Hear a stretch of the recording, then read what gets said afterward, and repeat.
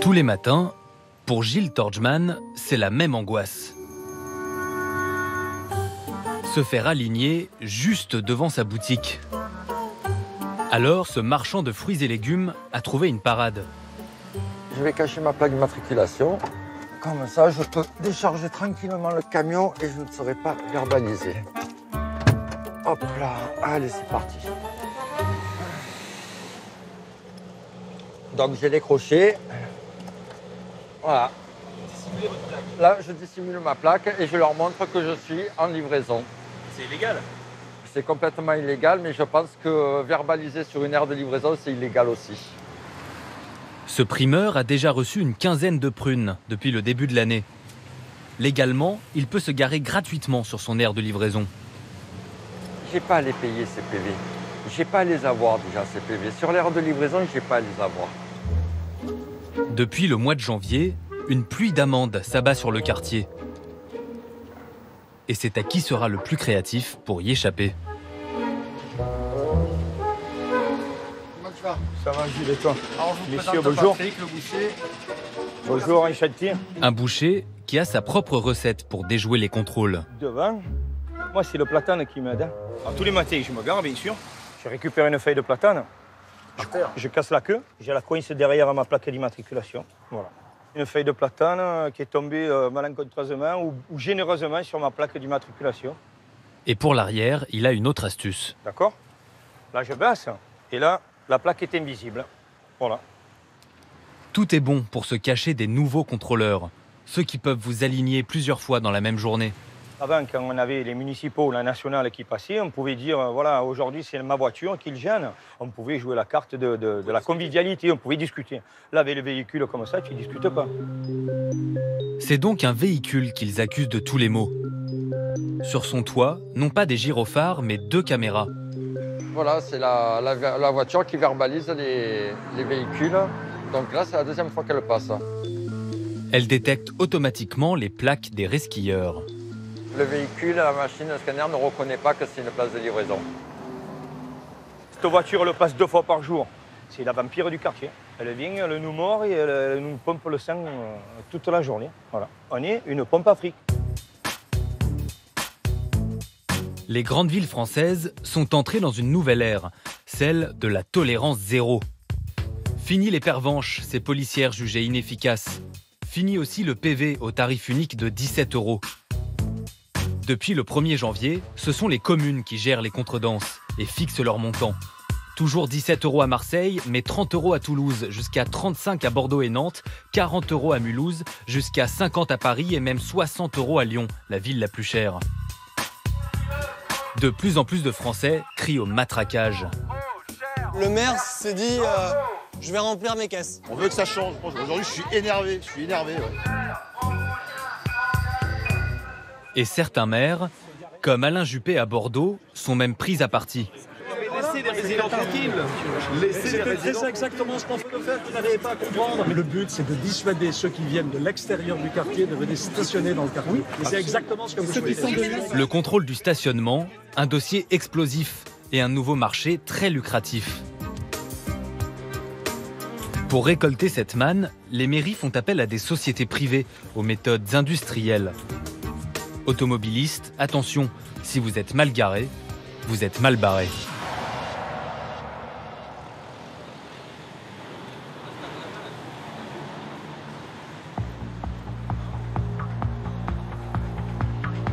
La voiture vampire que redoutent les commerçants marseillais officie aussi à Paris. Sa technologie futuriste vise à harceler les resquilleurs. Movia, l'une des sociétés privées chargées de contrôler le stationnement dans la capitale, nous a autorisés à embarquer. Alors c'est ce qu'on appelle communément la LAPI. La LAPI ? LAPI, lecteur automatique de plaque d'immatriculation.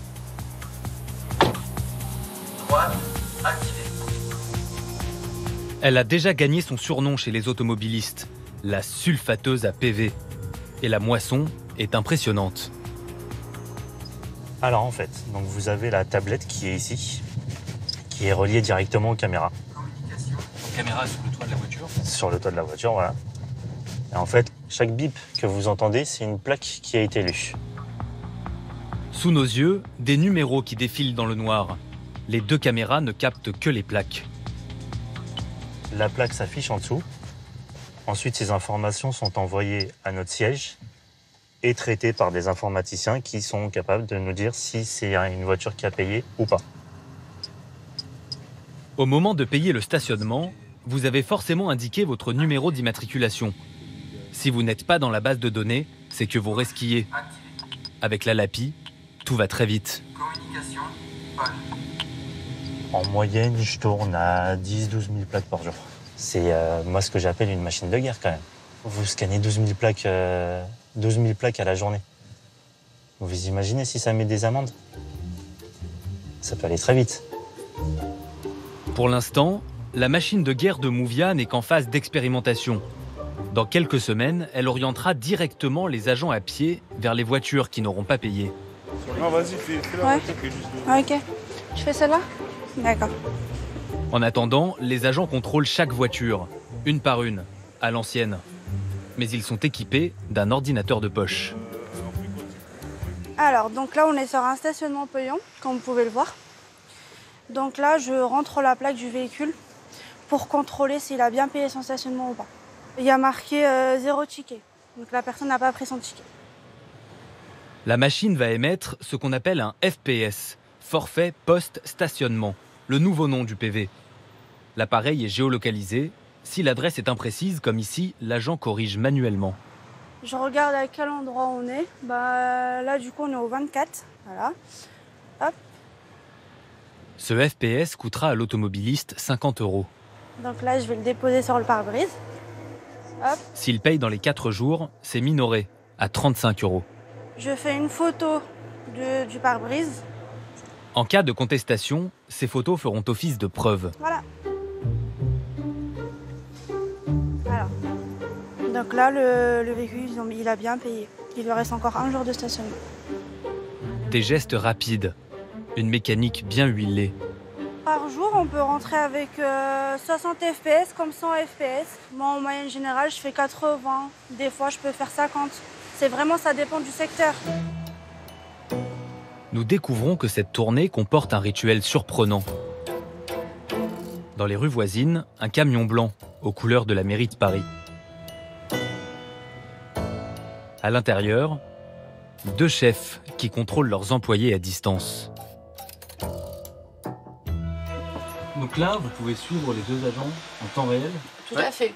Et voir leurs résultats. Tout à fait. Et on peut suivre un agent en particulier sur son activité, de savoir sa progression, son parcours, le cheminement qu'il a à travers son secteur d'activité. Donc là, je viens taper le matricule de l'agent. Donc là, on voit qu'il est donc à rue du Chalet, sur la zone de République. Donc il est géolocalisé en temps réel. Aucun geste n'échappe au regard attentif des contremaîtres. Ils peuvent décortiquer toutes les interventions des agents. Ils savent s'ils travaillent vite ou lentement. Chaque fois que vous voyez un petit point vert, eh bien notre agent a contrôlé un véhicule. Les points verts sont les véhicules en règle. Les points rouges, ceux qui ont été sanctionnés par l'agent. Ici, moins de resquilleurs que d'habitude. D'après la mairie de Paris, seul un automobiliste sur 4 est en règle.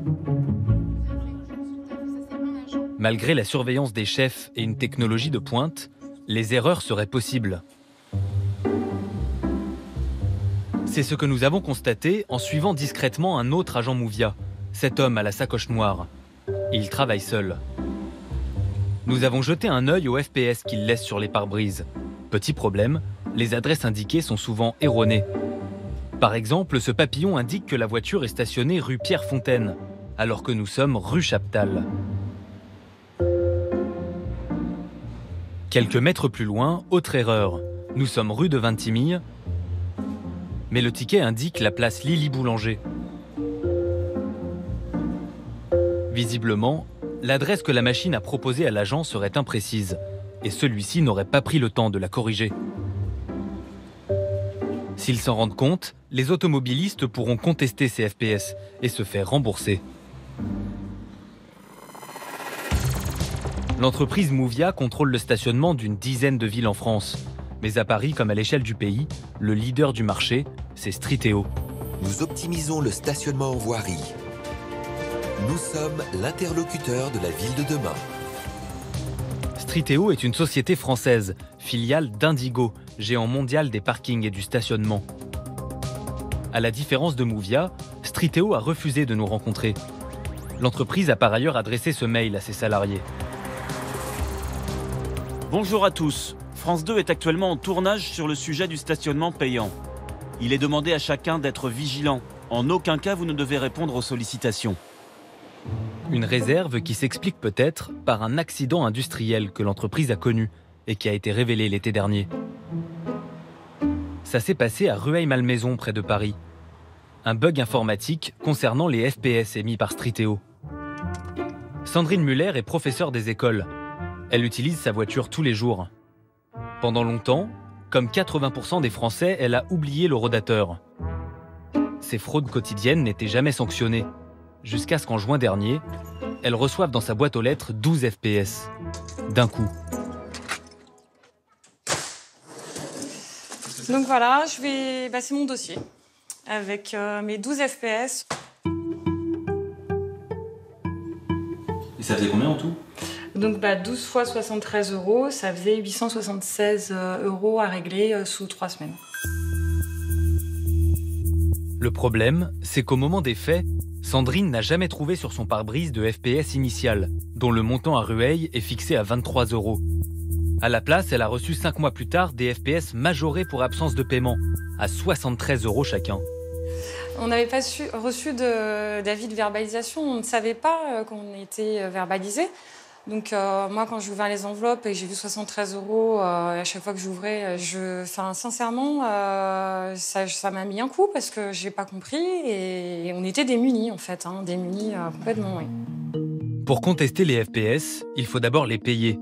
Et débourser une telle somme à l'approche de l'été, c'est la tuile. Elle doit faire quelques sacrifices dans le programme de ses vacances. On avait prévu de partir quelques jours donc à la montagne.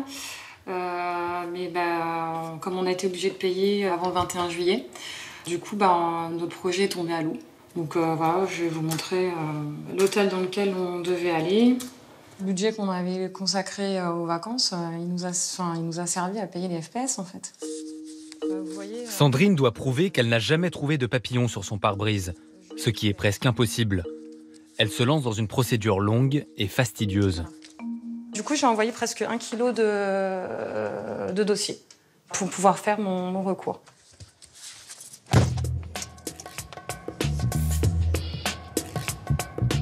Dans ce bras de fer avec Streetéo, Sandrine a découvert qu'elle n'était pas seule. Bonjour. À Rueil-Malmaison, ils sont des centaines dans sa situation, réunis en collectif. 28 juin, des centaines de personnes ont ouvert leur boîte aux lettres et découvert la catastrophe. C'est-à-dire ? Les FPS majorés. De 1 à 12. Entre 1 et 12 par personne. Et Sandrine... Jackpot. Voilà. J'ai eu le triste record, oui. Le triste record des 12 FPS majorés. Nous avons finalement échangé par email avec Streetéo. L'entreprise reconnaît ce qu'elle appelle des incidents de démarrage. À Rueil-Malmaison, entre le 1er janvier et le 15 février, 4000 FPS ont été émis par erreur. Mais ce collectif soutient que les bugs n'ont pas cessé. Ce qu'ils appellent les bugs, ce qu'ils appellent les dysfonctionnements, continuent allègrement. Les gens sont complètement perdus, ils ne comprennent pas trop bien ce qui se passe. Pourquoi est-ce qu'on continuerait à se faire verbaliser de façon illégale comme ça? Parce que c'est pas normal d'être verbalisé de cette façon abusive. C'est abusif, on se fait racketter. Oui, c'est le sentiment qu'ont les gens, oui. Le collectif demande à la ville de rompre son contrat avec Streetéo. Face à la bronca, le maire Patrick Ollier a réagi. Et il est au secours, il est en train de casser mes lunettes, là, votre collègue. Moi, je suis très sensible au fait qu'Antenne 2 s'intéresse à la petite ville de Rueil. France 2, vous voulez dire? Oui, moi, je suis un vieux, moi. Patrick Ollier s'est engagé à rembourser tous ceux qui ont reçu des FPS entre le 1er janvier et le 15 février. Selon lui, 100 000 € au total. Il nous reçoit dans son bureau, entouré de ses conseillers.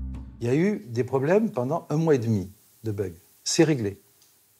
Aujourd'hui, nous avons les éléments de preuve que le service est rendu d'une manière, entre guillemets, normale. C'est un bug informatique. Quand votre téléphone que vous avez là devant vous ne fonctionne pas, ça s'appelle un bug informatique. Ça vous arrive jamais que votre magnifique téléphone portable ne marche pas? À ce moment-là, je le remplace rapidement. On a des dossiers de personnes qui ont reçu des FPS majorés le 10 avril, le 13 avril, je peux vous les laisser sur votre bureau si vous voulez. Sûr. C'est bien la preuve que les dysfonctionnements ont continué après. Ces cas vont être étudiés, il y en a quelques-uns. Vous en avez 2 là, c'est pas beaucoup. Il y en a quelques-uns certainement. Il y en a plusieurs. Qui passent. Ben, nous ne sommes pas informés de beaucoup de cas. Combien vous en avez reçu? Depuis le début, une trentaine. Une trentaine, voilà. Mais on est conscient de ça. Ces cas seront aussi étudiés, bien entendu.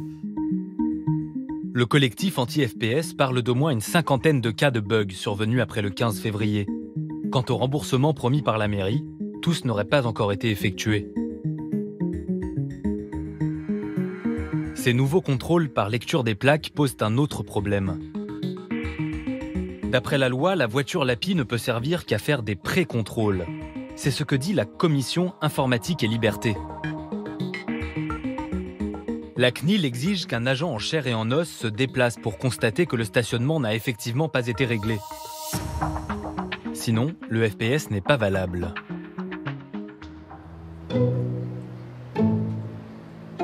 Cette loi est-elle respectée à Marseille?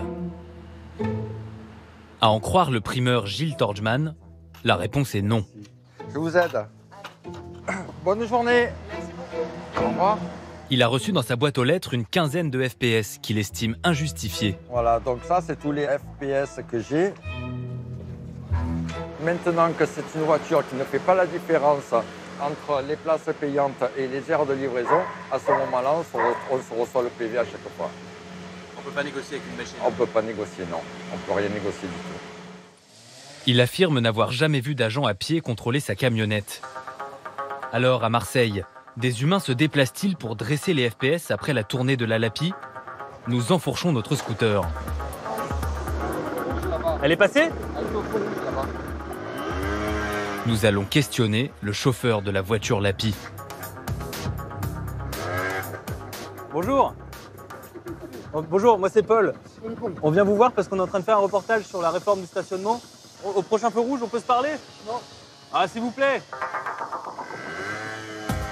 Il repart en fermant sa vitre. En fait, on veut savoir si vous les émettez automatiquement et a posteriori, ou bien s'il y a un contrôle en temps réel par un agent physique. Alors, comment vous faites pour reconnaître les macarons handicapés, par exemple? Ou pour distinguer des places de livraison et des places de stationnement payant? Je crois qu'on n'aura pas de réponse. Quelques mètres plus loin, le chauffeur nous parle enfin. Bonjour. On peut pas vous répondre, monsieur. Bon, on veut juste savoir comment fonctionne le système. Vous appelez le responsable, nous a dit de standard, vous allez à la mairie pour renseigner, vous répondrez. Et il y a des contrôleurs qui arrivent derrière à pied pour revérifier les pré-contrôles que vous faites? Vous demandez ce que je vous dis ou pas? À ce niveau, à la mairie. D'accord. Oui, ils vous répondront. Monsieur Rika, il est là pour ça. Monsieur Rika, c'est le conseiller municipal en charge du stationnement. Voilà des semaines que nous essayons de le joindre. Nous aimerions savoir si des agents à pied passent bien dans le sillage de la LAPI. Il finit par décrocher. Allô? Oui, bonjour, c'est Paul Gasnier d'Envoyé spécial sur France 2. Oui, je peux pas vous... Monsieur Gasnier, je le regrette, mais je ne peux pas vous parler. Que la ville de Marseille ne s'exprimera pas sur le sujet. Voilà, je reçois des ordres, je suis que conseiller municipal délégué de la circulation. Je ne fais que bosser, mais c'est pas moi qui détienne tous les pouvoirs. Voilà, je ne répondrai pas à vos questions. Voilà. Au revoir, monsieur. Au revoir. Pourquoi de telles consignes de silence? Qui pourrait nous dire si les FPS sont émis par des agents à pied? Peut-être les commerçants de Marseille. Nous en appelons plusieurs dizaines. Eux sont catégoriques, des agents, ils n'en voient jamais. Mettre des conservations à pied, ça fait bien longtemps qu'on n'en voit plus. Moi, j'en ai pas vu à pied, quoi. Enfin, on voit pas spécialement des agents qui contrôlent. Après, ils passent souvent en voiture, ils flashent, mais à pied, non, pas vraiment. Ben oui, moi, ça se fait automatiquement maintenant. Je vois que la voiture, moi. Vous savez, la voiture en radar. Ils réussissent à mettre des PV sans se déplacer. Des contrôleurs décidément très discrets. S'il est confirmé que les FPS ne sont pas émis par des agents à pied, cela pourrait coûter cher à la ville de Marseille. La CNIL pourrait lui infliger plusieurs millions d'euros d'amende.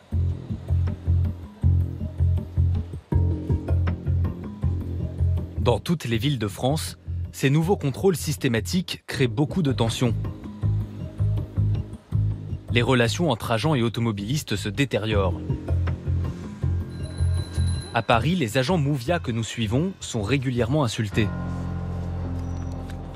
Et les riverains, comme celui qui nous apostrophe, ne semblent pas beaucoup les aimer. N'oubliez pas de dire que c'est de l'acharnement. Pourquoi c'est de l'acharnement? Toute la journée, toute la journée. Moi, personnellement, c'est vrai que je me sens pas du tout en sécurité. Qu'est-ce qu'ils vous disent, les gens? Ah, mais vraiment des insultes, si vous voulez que... Allez-y, qu'est-ce qu'on Bah, vous faites un travail de merde, vous emmerdez les gens, vous avez que ça à faire. Une tension et parfois des altercations entre agents et automobilistes. Un riverain a filmé ces images depuis son balcon. On y voit une équipe de 3 contrôleurs Movia avec leurs gilets gris. La jante en bas à gauche est en pleine dispute avec l'automobiliste en noir, à droite. Il semblerait que la jante ait perdu son sang-froid. Tu la perds, d'accord? Tu la perds. Ses 2 collègues tenteraient de la calmer.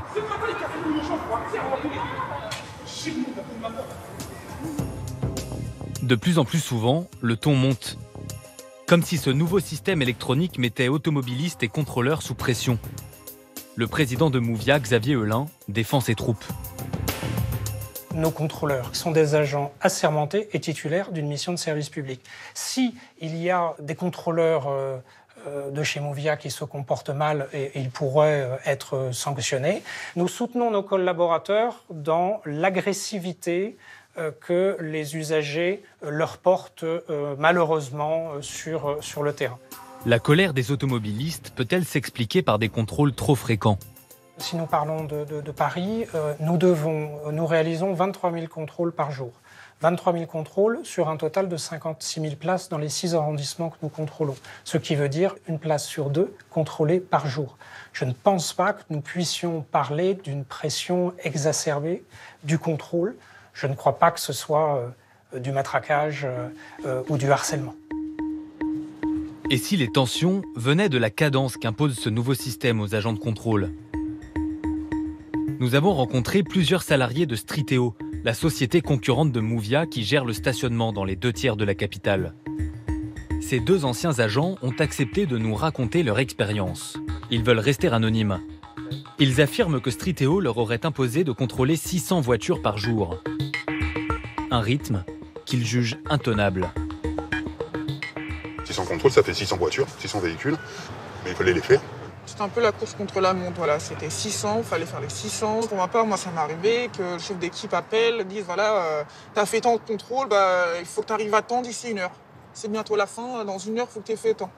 Atteins ton objectif. Moi, personnellement, j'ai jamais rempli l'objectif. Jamais.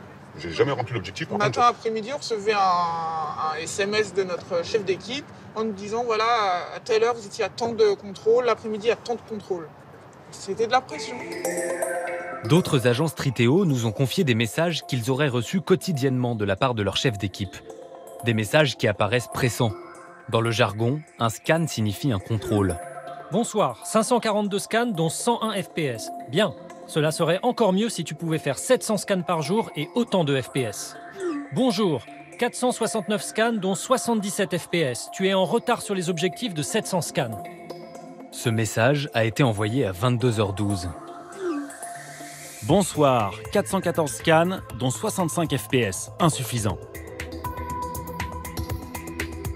Nous avons interrogé par email Striteo sur cette pratique.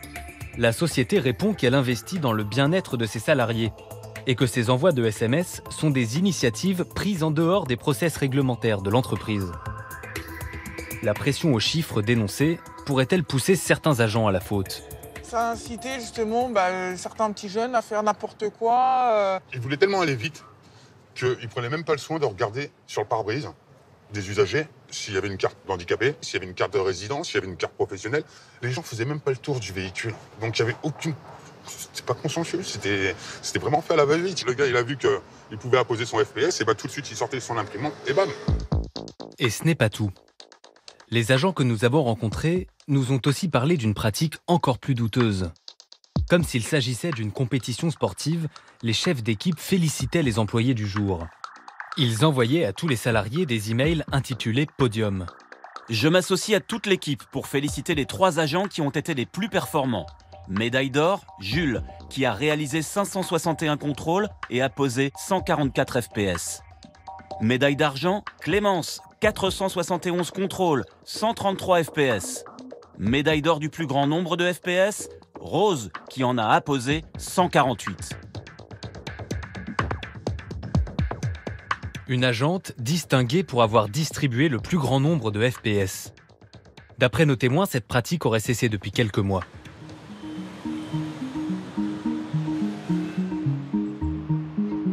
Comment expliquer cette course aux résultats déplorée par les agents? Les sociétés privées subissent-elles elles-mêmes une pression de la part de leurs donneurs d'ordre, en l'occurrence la mairie de Paris? Nous avons récupéré le contrat que la ville a passé avec les sociétés Striteo et Movia. La mairie impose aux prestataires un nombre de contrôles minimum obligatoire. Ces objectifs chiffrés s'élèvent pour Striteo à 51 654 véhicules par jour. Si ces prestataires n'atteignent pas ces objectifs, ils devront payer des pénalités. 10 000 € minimum chaque jour où l'objectif n'est pas atteint. Striteo aurait déjà été sanctionné à plusieurs reprises. Les 2 sociétés privées ont accepté un cahier des charges. Et le président de Movia, Xavier Heulin, tient à faire une précision. Notre société n'est absolument pas intéressée à l'émission des FPS, ni à l'encaissement des FPS. Il faut le dire et il faut le répéter, parce que nous n'avons aucun intérêt, un contrôleur n'a aucun intérêt à mettre à FPS. Nous devons réaliser un nombre de contrôles, pas un nombre de FPS pour le compte de la ville de Paris, un nombre de contrôles. Et cela s'applique aussi à Striteo. Que pense le donneur d'ordre, la mairie de Paris, des pratiques dénoncées par les anciens contrôleurs de la filiale d'Indigo? Nous avons rendez-vous avec l'adjoint de la maire Anne Hidalgo, Christophe Najdowski. Cet élu occupe l'un des postes les plus sensibles du moment. Il gère le dossier épineux des transports et du stationnement. Il n'en démord pas, la réforme est un succès. Ce que l'on observe dans les rues de Paris, et chacun peut le voir, c'est que nous avons moins de véhicules ventouses, nous avons plus de places disponibles pour les usagers. Au final, on a moins de temps à passer pour trouver un emplacement pour se stationner. Et au final, donc, c'est un meilleur service aux usagers. Ce sont effectivement des contrôles qui sont plus nombreux qu'avant, mais l'objectif, c'est pas, de contrôler les gens. L'objectif, c'est de faire en sorte qu'il y ait tout simplement des pratiques normales qui s'instaurent.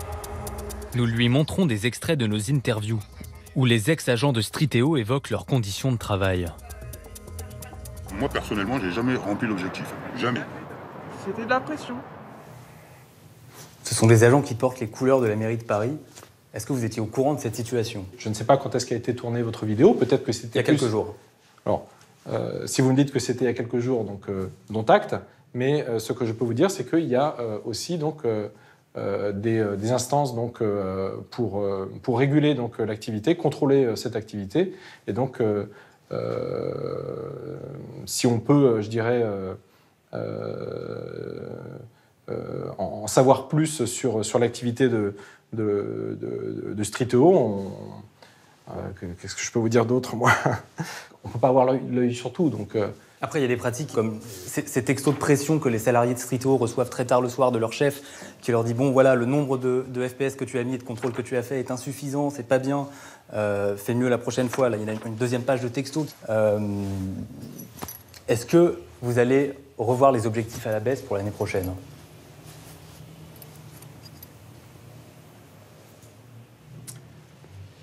Écoutez, bon...